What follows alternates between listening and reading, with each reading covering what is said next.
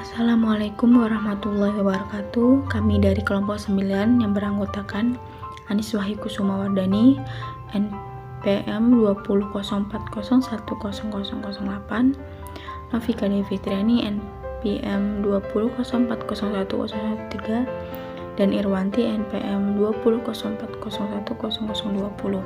Di sini kami akan mempresentasikan hasil diskusi kami yang berjudul fenomena Islamic Boarding School dan pesantren dalam pendidikan Islam. Pengertian Islamic Boarding School dan pesantren. Islamic Boarding School merupakan salah satu jenis pendidikan Islam Indonesia yang bertujuan bagi pelajar untuk menjalankan pendidikan formal sesuai jenjangnya, sekaligus dapat mendalami ilmu agama Islam dengan mengikuti kegiatan keseharian dalam lingkungan sekolah dan bertempat tinggal di sebuah asrama atau pondok. Kebanyakan pesantren hanya mengajarkan pendidikan agama tanpa mengikuti pedoman dari Dinas Pendidikan. Selain itu, Islamic Boarding School merupakan salah satu pendidikan yang mana di dalamnya tidak hanya memberikan pengetahuan-pengetahuan pada anaknya yang hanya bersifat umum, tetapi juga pengetahuan keagamaan yang dapat memperbaiki akhlak dan dapat dijadikan panduan untuk menjalani kehidupan yang lebih terarah dan tidak menyimpang dari ajaran agama. Sejarah pondok pesantren sebagai sistem pendidikan. Tentang kehadiran pesantren secara pasti di Indonesia pertama kalinya, di mana dan siapa pendirinya tidak dapat diperoleh keterangan yang pasti. Berdasarkan hasil pendataan yang dilaksanakan oleh Departemen Agama pada tahun 1984 sampai 1985,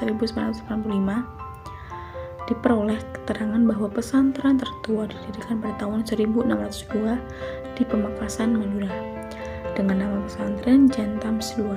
Akan tetapi hal ini juga diragukan karena tentunya ada pesantren Jantams I yang lebih tua.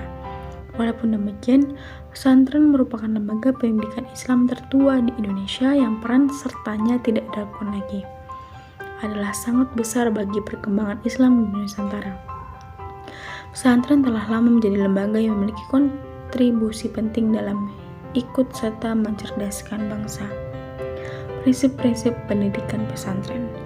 Pertama, memiliki kebijaksanaan menurut ajaran Islam. Anak didik dibantu supaya mampu memahami makna hidup, keberadaan, peranan, serta tanggung jawabnya dalam kehidupan di masyarakat.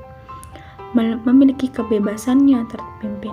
Kebebasan yang terpimpin seperti dalam ajaran Islam bahwa manusia bebas menetapkan aturan hidup, tetapi dalam berbagai hal manusia harus menerima apa saja aturan yang datang dari Tuhan. Berkemampuan mengatur diri sendiri, bahwa masing-masing pesantren mampu mengatur dirinya sendiri, baik dalam mengatur kegiatan santrinya maupun dalam mengatur kurikulumnya sendiri. Memiliki rasa kebersamaan yang tinggi. Dalam pesantren berlaku prinsip bahwa dalam hal kewajiban, individu harus menunaikan kewajiban lebih dahulu, sedangkan dalam hal hak, individu harus mendahulukan kepentingan orang lain sebelum kepentingannya sendiri. Menghormati orang tua dan guru. Tujuan ini dicapai melalui penegakan berbagai pranata di pesantren seperti tidak membantah guru. Cinta kepada ilmu. Orang-orang pesantren cenderung memandang ilmu sebagai sesuatu yang suci dan tinggi. Mandiri, adanya metode sorongan yang individual memberikan pendidikan kemandirian. Dengan metode ini, santri akan maju sesuai dengan kecerdasan dan keuletannya sendiri. Kesederhanaan. Dalam pesantren, sikap kesederhanaan yaitu sikap memandang sesuatu, terutama materi, untuk digunakan secara wajar, proporsional, dan fungsional.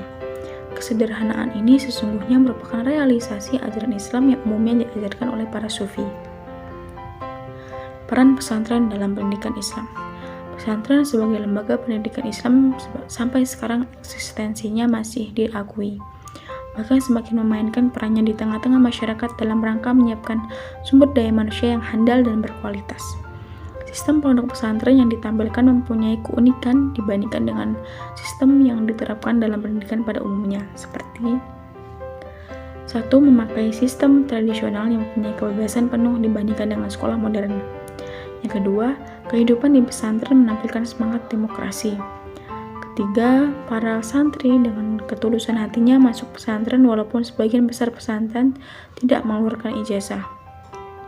4.